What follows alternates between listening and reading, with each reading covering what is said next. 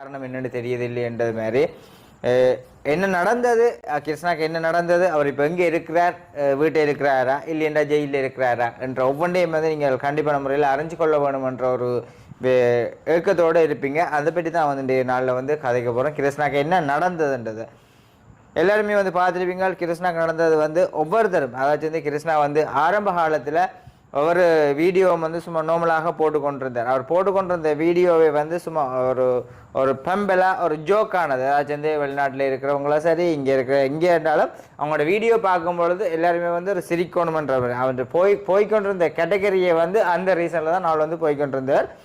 அது எல்லாருமே அதை வந்து வாழ்த்தி போட்டுக்கொண்டிருந்தாங்க. கிருஷ்ணாண்ட வீடியோ நான் வந்து பார்க்கும்பொழுது எல்லாருக்குமே வந்து பெரிய சந்தோஷமாக இருக்கும். எங்களுடைய வீடியோ பார்க்கவே கிருஷ்ணாண்ட வீடியோ பார்த்து எந்த டென்ஷனாக இருந்தாலும் நாங்கள் வந்து சிரித்து அப்படியே ஒரு கிருஷ்ணாண்ட வீடியோ பார்க்காட்டி தூக்கமே வராதுன்றது மாதிரி ஒரு நிலைமைக்கு அவனை எல்லாருமே வாழ்த்தி கொண்டு வந்தீங்க.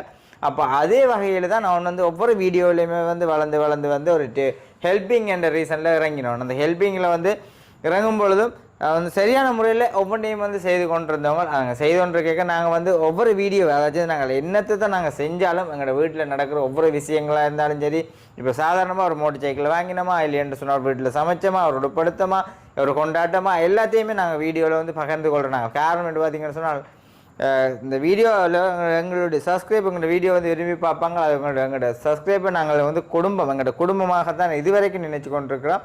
அந்த வகையில் நாங்கள் எல்லாத்தையுமே வந்து ஷேர் பண்ணி கொள்வது வீடியோ மூலமாக. தம்பியுடைய வளர்ச்சியை கூடி வளர்ச்சி என்றால் என்னடான்னு கேட்பீங்க.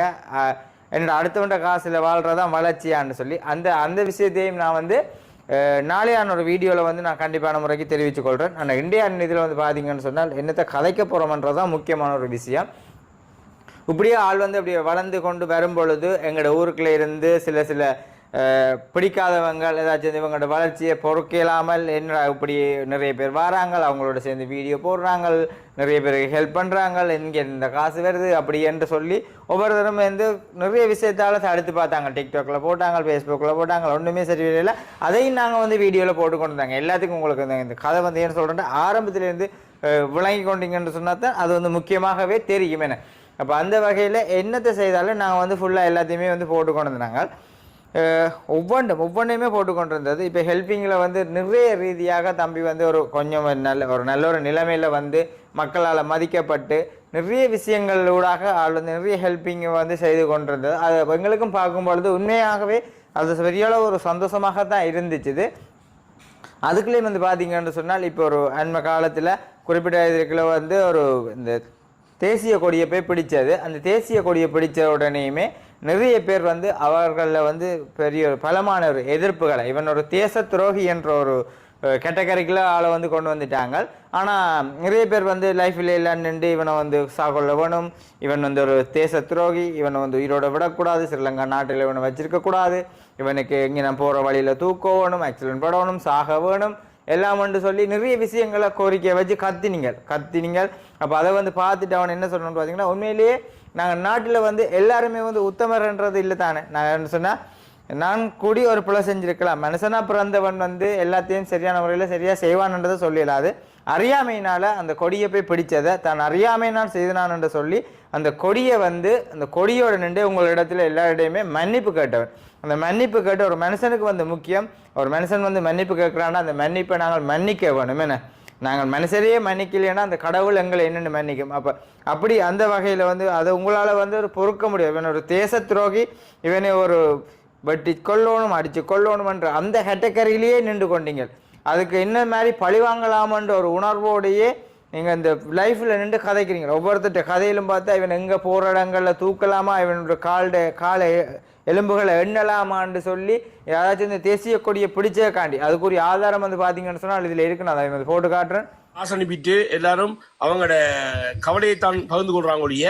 எல்லாரும் சந்தோஷமா இருக்குன்னு சொன்னா இவனை மறைச்சு அடிச்சு இவன் நோமலால் அரசியல்வாதியும் இல்ல, இவனுக்கு ஒரு பக்கபலமும் இல்ல, அரசியல்வாதியோ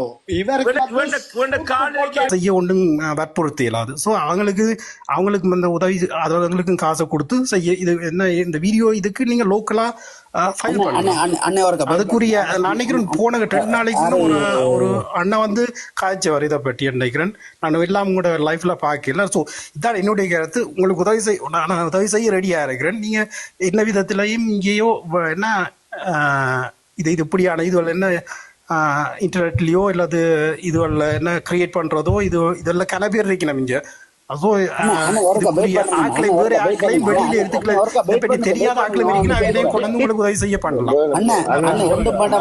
உதவி செய்ய வேண்டாம் அண்ணா. சரி, உதவி வேண்டாம் அண்ணா. அங்க ஒரு தொழில் பயிற்சியை உருவாக்குங்க பாப்போம். ஏன் உதவி செய்ய விருப்பப்படுறீங்க? நான் சொல்றதாங்க உதவி அங்க உதவி என்று நான் சொல்லல. நான் உங்களுக்கு உதவி செய்ய தேவையில்லை அண்ணா. 2009 நீங்க யார் உதவி செய்த இனம் வளர்ந்தது? நினைக்கலாம் ஒட்டுமொத்த 5 மாதம் கொண்டு கையில் இருப்பாங்க உதவி செய்வாங்கன்னு சொல்லி. ஒரு காலம் அந்த 5 மாதம் பூ போட வருவாங்க சவத்துக்கு. கிருஷ்ணா உண்ட பிகனர் காரங்க ஒண்ணுக்கு ஒரு பச்சை டிப்பர் வந்து நிக்கும். அப்ப தெரியும் உனக்கு.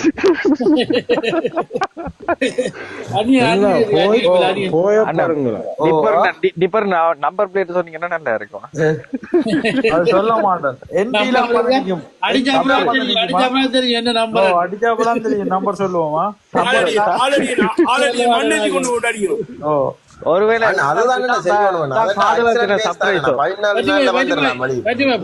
இதுல கதைக்க தனிமையில கதைப்போம். ஓகே.